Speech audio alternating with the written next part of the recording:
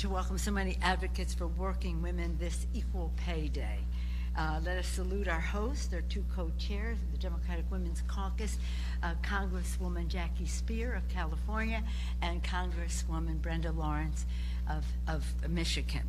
And thank you to the Secretary, Mr. Secretary. It's an honor to welcome you to the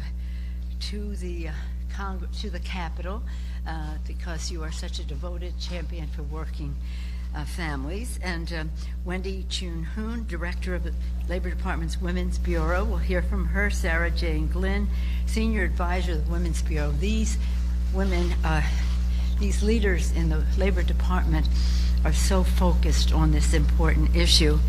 And our very VIPs today, I know everybody will understand, with all the respect I have for our guests that I introduced, our VIPs today are Leah Rambo, Training Director of Smart Local 28, and Bethany Foto, an advocate for family values at work. They have the stories of America's working families. And as we know, today marks the day when women's wages catch up to men's income from last year, a gap of 83 cents on the dollar. I said to our friends earlier, before I had to take this call, that can you imagine one of these days young people will look back and say, can you believe there was a time when women did not make the same amount of as men did for the same work? Again, this disparity cost more than $400,000 over a career. Imagine what that means in money for rent, bills, food, groceries, lower credit scores, and costlier loans. And it has a big impact on women's retirement. We hear the Labor Department is releasing a report that found that the pandemic compounded these inequities, especially for mothers and women of color.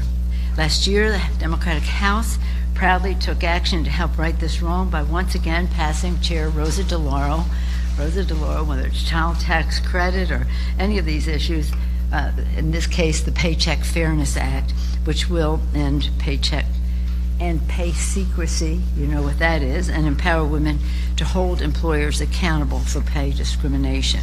Well, let's hear from our folks right now, and next we're going to hear from the distinguished former mayor of the city of Boston, former member of the labor movement. Maybe you still are a member of the labor movement. Still a member of the labor movement.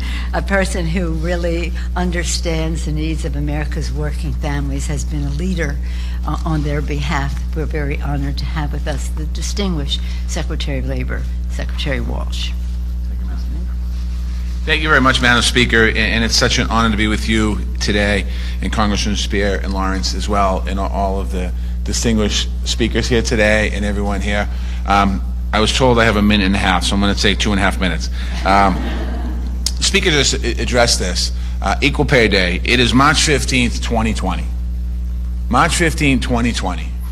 And in this country, we still have inequities when it comes to pay.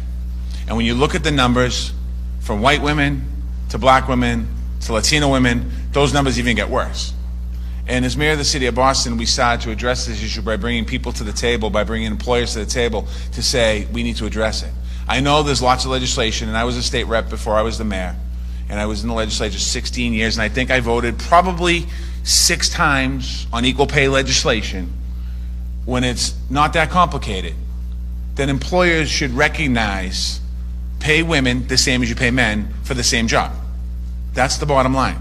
And we're going to talk a little bit about benefits here as well today. I want to thank some of the press for being here today, but I wish we had more press here today. Because if we're at this podium for another issue, this room will be packed with cameras and reporters. Because in the media, in some cases, women reporters get paid less than men reporters. So we need to make sure that this issue was once and for all addressed. Women's History Month is an opportunity to learn about and celebrate women who have made impacts on this nation, something that's really important for us to do. Many of the key leaders and women in this room are the people we should be celebrating. I just want to take a moment to thank all the women in this room for all the work you do, particularly in public service, in the private sector as well, to help American people. I have to do this because it's really important. The Women's Bureau at the Department of Labor published a report. It's called Bearing the Cost of How Overrepresentation in Undervalued Roles Hurt Women During the Pandemic. I want to thank our director, Wendy Chung-Hoon, who's here with us today, and her team at the Women's Bureau who's with us today, and everyone in the department who worked on this report who did some amazing work. It's not just about the impact of a pandemic. It's about how low pay and limited opportunities left women vulnerable and continue to leave women vulnerable, especially women of color in this country. These injustice has been created over many decades. This isn't something new, and we can't blame the pandemic for it, because we could have done the report 3 years ago on something else, and the report's going to say the same thing. Women continue to be overrepresented in low-paying, low-quality jobs, especially in the care sector. Many lack access to paid leave, protections to take care of their own families. So at the Department of Labor, we continue to fight with women and for women in the workforce. We are identifying the needs and advocating for solutions for women and other vulnerable workers all across this country, so we create an inclusive economy that works for everyone. I'm not going to go too much into this. We need to invest in child care. We need to invest in elder care. Women are disproportionately working in those industries. We need to build pathways for women into good-paying, high-quality jobs dominated by men, like the building trades, which I come out of. Our Good Job initiative is working across sectors in government here to make sure that all the cabinets and all the secretaries are working collectively together. Congress is going to talk today, and they've done some amazing work. We have a Speaker of the House who is leading the way in this country for equality for women in pay in every other way. It's an honor for me to be standing here with the Congressman.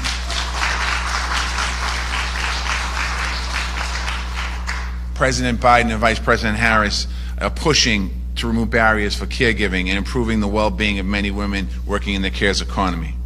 I'm excited to be partnering with all of you here today. I want to thank you all for the work you do. I want to give a shout out to Boston.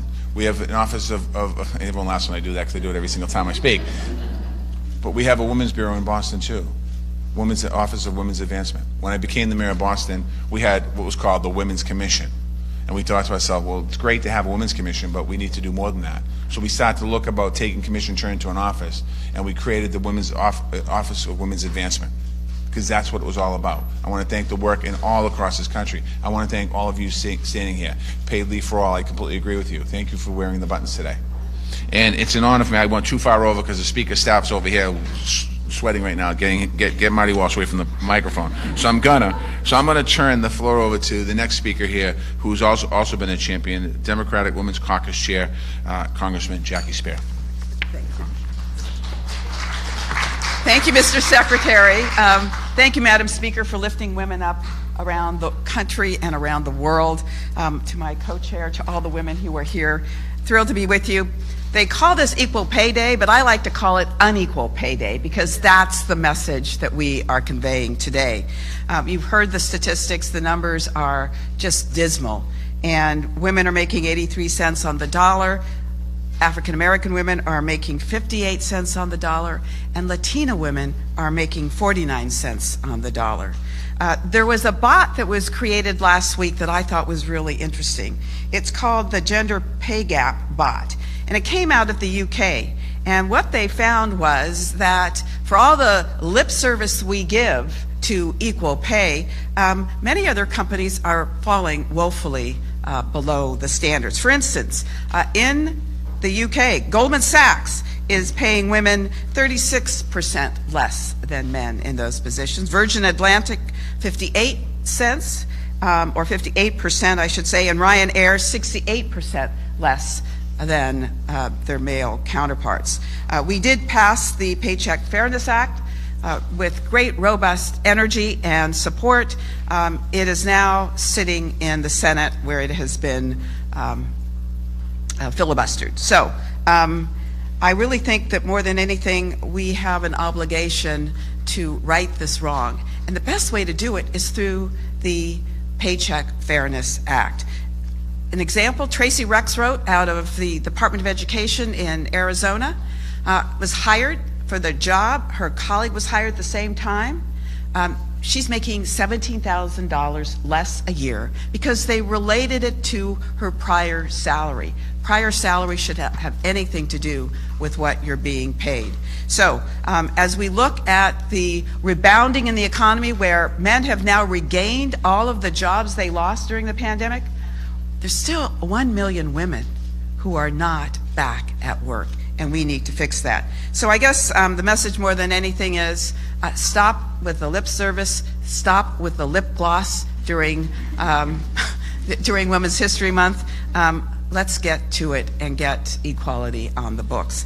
It's now my great pleasure to introduce Leah Rambo, who is the Director of Training at the Sheet Metal Workers Union 28. She's been at this position, or certainly in the sheet metal workers, for 34 years.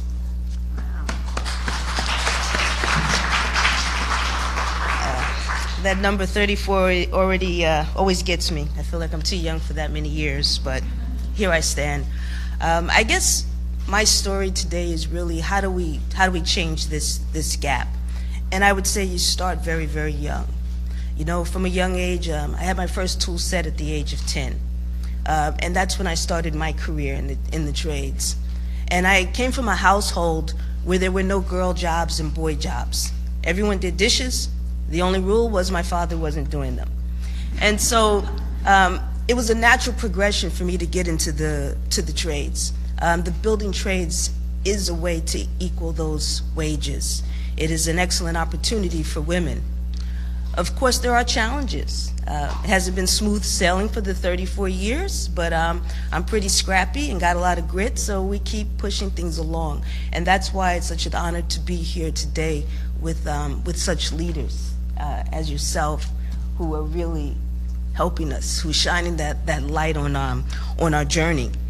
I will say that when you start young with girls, don't limit them. Then there's really no telling it what they can do and how they can succeed. But making $50 an hour, $60 an hour, good union wages, of course, doesn't mean anything if you work 0 hours. And so that's the next step. Are women not just getting paid equitably, but are they working those hours? Are they getting those pension credits? And you know, some of the things that we can do is really monitor that. We have laws on the books. We have goals. Enforcement is a key part. We hope that some of that infrastructure money will go towards things like that, through enforcement of these goals, through training to help change the culture, so that women, once they come into these occupations that are segregated, then they can be successful there. And so, you know, I guess that's my story today, and what my goal is, and what I hope that we can continue to press forward and do is get women to equal our pay, equal our hours, so that we're in a position to be able to feed our families. And I'm going to introduce today someone who I admire greatly. Actually, there's really everyone here I admire greatly, but Congresswoman Brenda Lawrence, who's out of the 14th District of Michigan, who currently serves on the co-chair on the Democratic Women's Caucus, and is no stranger to occupational segregation. She was the first African American and first woman to serve as mayor in the city of Southfield in Michigan. So, Congresswoman Lawrence. I want to say good afternoon to everyone. I'm so proud to stand here with my co-chair of the Democratic Women's Caucus. I want to thank Nancy Pelosi and Secretary Walsh for your leadership, especially as we fight for equal pay. I want everyone to remember this is Women's History Month, and I remind people during Black History Month and during Women's History Month, we celebrate those who came before us. We talk about their prowess and how they made a difference. Well, we are all on the clock now. It's our turn to make history. And I stand here today under the guidance of the Lady of Freedom that sits on top of this building. She has a sword in one hand and a wreath of peace in the other, meaning that we know how to be kind and diplomatic. But when it comes to our rights, sometimes we have to fight for them. And I can tell you that we absolutely must do that. And if I can bring up my shero, Shirley Chisholm, who said if they don't give you a seat at the table, bring a folding chair. Today we're standing here with our folding chair. We are not going to be quiet on this. This is what this country needs to do. And I was told early on in life, if you want to know what someone values, follow the money. And we as women in this country, we know we add value to our economy, to our communities, to the overall safety of this country.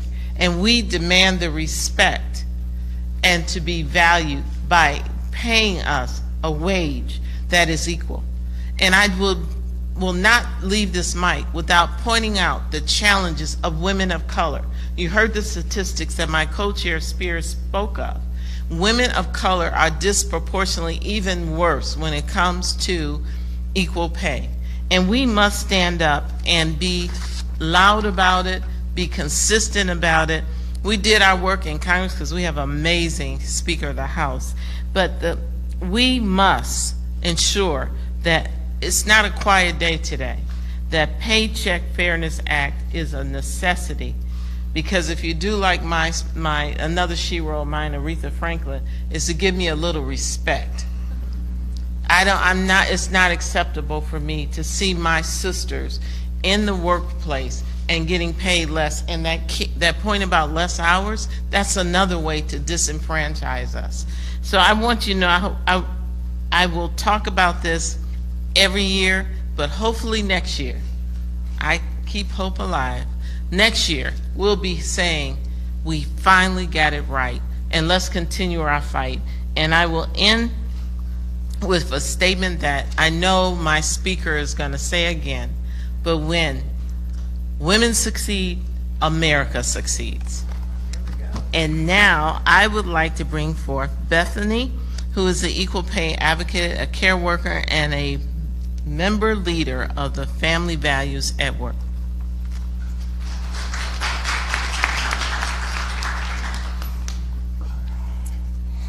Thank you, and thank you to all the leaders here today. My name is Bethany Foto. I'm from Massachusetts, and I'm representing the Coalition for Social Justice as well as Family Values at Work. As we speak about Equal Pay Day, I ask myself why I've done the jobs that I have, and those jobs include being a college-educated and state-certified early education teacher, as well as a restaurant employee. Because being educated and certified does not pay the bills. Both are minimum wage, no benefit jobs. I also ask why women are penalized for being caregivers as well as providers, especially during COVID. I am a single mother. I had to work because I was an essential worker, but if one of my children were sick, I could not work, and I couldn't go back to work until there were negative tests, and I think it really brought to the forefront what an unfair position we are put in, especially as mothers, that we have to be everything to everyone, and it's impossible. I'm glad to see that you are issuing a report on the economic impact of COVID and occupational segregation of women.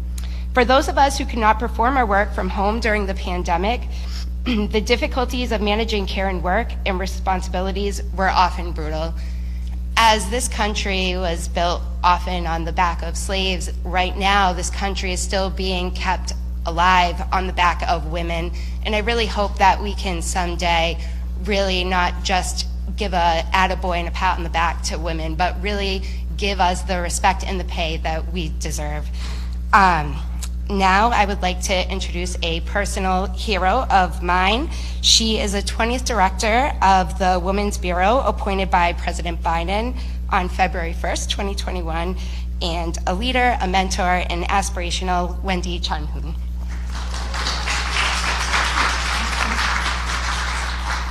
Thank you, friend. I am really honored to be with this distinguished group and to mark the unfortunate occasion of Equal Pay Day with the introduction of our new report, which explains how and why women, and especially women of color, were most impacted during the pandemic, a reality owing to in no small part to the fact that women tend to be concentrated in a subset of female-dominated jobs, otherwise known as occupational segregation. Through the pandemic, but really long before it, women have been overrepresented in occupations and industries that pay low wages. In the pandemic, these same occupations suffered the greatest job losses. I don't want to give too many details away that my colleague Sarah Jane is going to mention as she talks about the report as one of its co-authors, but I would be remiss if I didn't underscore the connection to why we're gathered here today, to mark Equal Pay Day, the symbolic recognition of the persistent gender wage gap. Each year, the Women's Bureau and grassroots organizations all across the country mark Equal Pay Day to recognize the fact that it takes the average woman a full year plus several months into this next year to get paid the same amount that the average man gets paid in the previous year. We raise awareness about the gender wage gap and the problem and its intransigence, and advocate for just and a common sense compensation policies and practices so that one day we will succeed in eradicating it. The gender wage gap and the factors that contribute to it, key among them, occupational segregation, cost women workers billions of dollars annually. We are so honored to have both you, Leah, and Bethany with us today to bring two very different experiences, but the same reality, and who are fighting every day for change and for winning, and are winning change themselves. So without further ado, I'm going to turn it over to Women's Bureau Senior Advisor Sarah Jane Glynn to discuss the report's main findings and factors that collided during the pandemic to engulf women in this perfect storm and what we can do about it right now.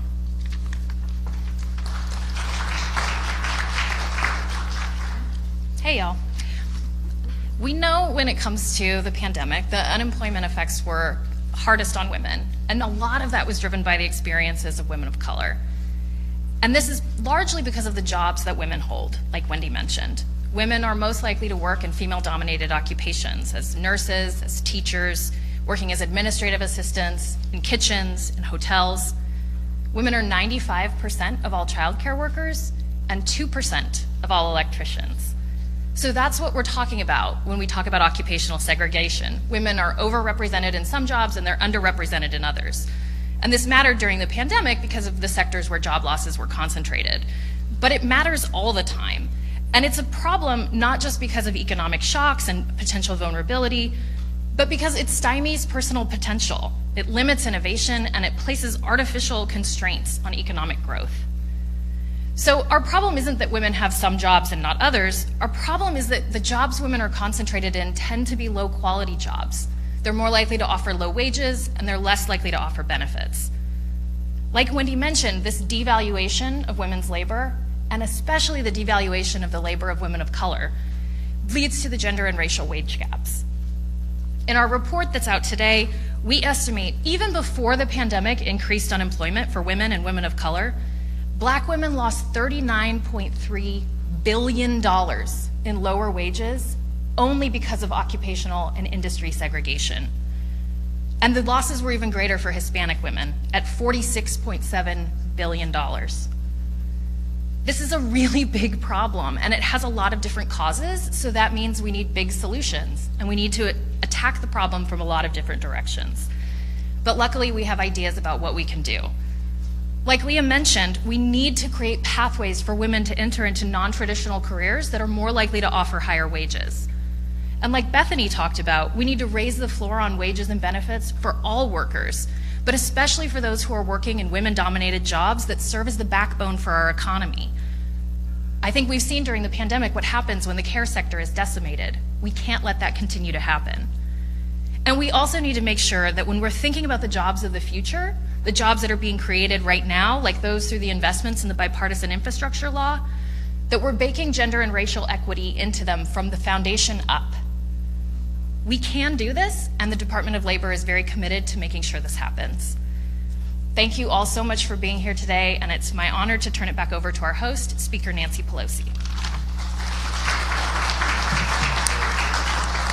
Thank you very much, Secretary Walsh. My colleagues Jackie Speier and Brenda Lawrence, our special guest Bethany Foto, and again Leah Rambo, telling their stories right from the workplace. And of course, we were greatly informed by what Wendy Shunhun and Sarah Jane Glynn told us about these figures. A